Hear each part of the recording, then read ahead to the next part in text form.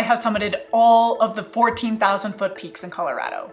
But here's the thing, when you hike a 14er, you're not actually gaining 14,000 feet in elevation gain. Take Mount Elbert as an example, the tallest peak in Colorado. From the trailhead to the summit, you're only gaining about 4,500 feet in elevation gain. This got us thinking, what if we tried to tackle 14,000 feet of pure elevation gain in a single day? And that's where the famous Manitou Incline comes in. The incline is based in Manitou Springs, Colorado, and it's a brutal climb. Almost 3,000 steps that gain 2,000 feet in elevation in just under 1 mile. To reach our goal of 14,000 feet of pure elevation change, we're going to need to do the incline 7 times in a single day. That means 7 trips up, which will total over 19,000 steps and 14,000 feet of elevation gain. And to push ourselves even more, we're going to attempt to do it in under 12 hours.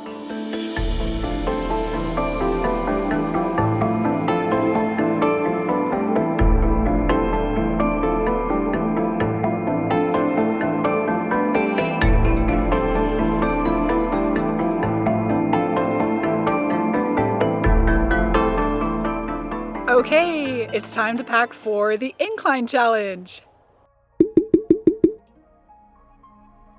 Most importantly, the fluids. So we got 2 flasks of Gatorade, and I got a whole bunch more for refilling throughout the day. This is heavy. This is what we'll be eating for breakfast. Muffins. Ultra running is an interesting combination of eating healthy, but also just packing on a ton of fatty calories. That can be fun. Like I said, there's lots of fat with ultra running. Yay. This is very odd, but pickles are actually a great ultra running food because of all the salt. Just be eating a lot of pickles throughout the day. Yummy. Paul bought a whole bunch of Lara bars. Probably more than we need, like 13 or 14. Probably won't eat all those throughout the day, but it's good to have more than less. For lunch, bread, and peanut butter. Classics. So you must be thinking right now, how the hell is she gonna carry all this food? And I won't be. Let me walk you through a little bit about how we're gonna approach this challenge. Because we'll be lapping the incline, we can park our car in the middle of the lap. This will allow us to refuel, or, drink cold soup.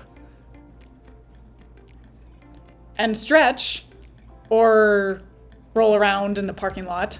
Gotta roll out. Roll that pain away. Roll that pain away, as they say. But with these breaks, we need to make sure that our laps are fast, so we meet our goal of 12 hours. To be fast, my approach is going to be on the uphills, I am going to power walk. No running.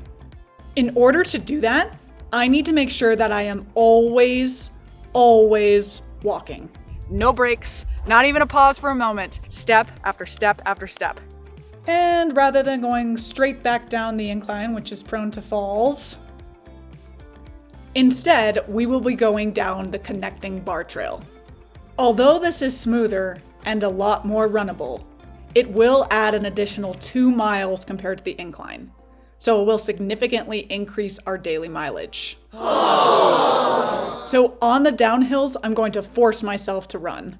Same thing, no stopping, no breaks, just run the whole thing down. But I would stop at the top for a break, and I would stop at the bottom for a break. So I would power walk up, no breaks, take a stop at the top, run the whole thing down, take a stop at the bottom. Don't underestimate this challenge. Early start is key.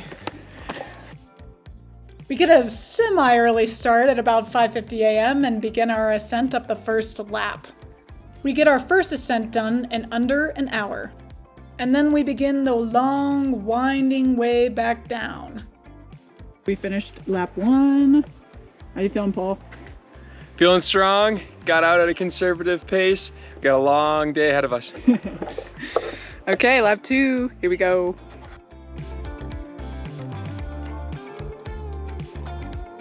Lap 2. Oh, refueling.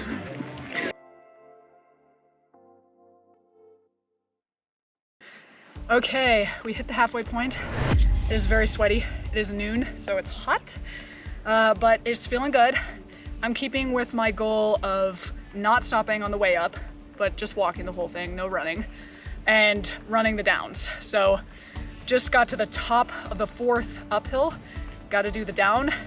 So it's about halfway through, a little more than halfway, because the up is probably harder than the down, obviously. So we're at, let's see, 2,000 feet of gain for 4, so we're at 8,000 feet of gain. So like I said, just a little past halfway point, but we're getting there, we're doing it. The next 3 laps were probably the hardest, both mentally, physically, and everything in between. And when we got to the bottom of the 7th lap, and we were well within time, 10 hours, 27 minutes, there was a small problem. So we had a slight little hitch at the end. We thought 7 laps, 2,000 feet of gain per lap, 7 laps total. But when we got to the end of the 7th lap, turns out we were actually just a little short. It was 13,400 feet. So the laps weren't actually quite 2,000 feet of gain. I didn't do a full another lap. I didn't do 8, simply because my legs were in so much pain. But I went up until I got to 700 feet of gain, so a little more than I needed. And that's when I called it. It was about halfway up on an 8th lap. About to hit 14,000 feet in a day. Oh my God, there we go. Vertical Mount Elbert. I sit down.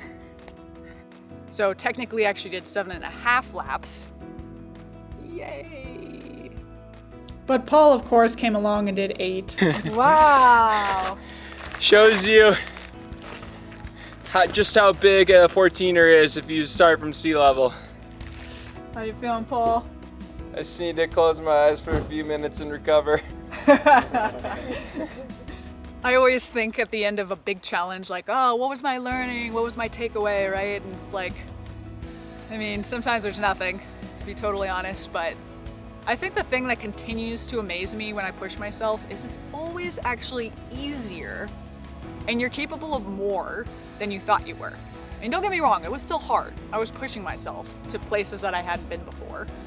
But I still think when you start doing hard things and pushing yourself, you're like, wait, my body actually can do this. My mind can do this. I'm capable of more than I thought I was. But I won't be doing this again for a while. I'll be resting my legs.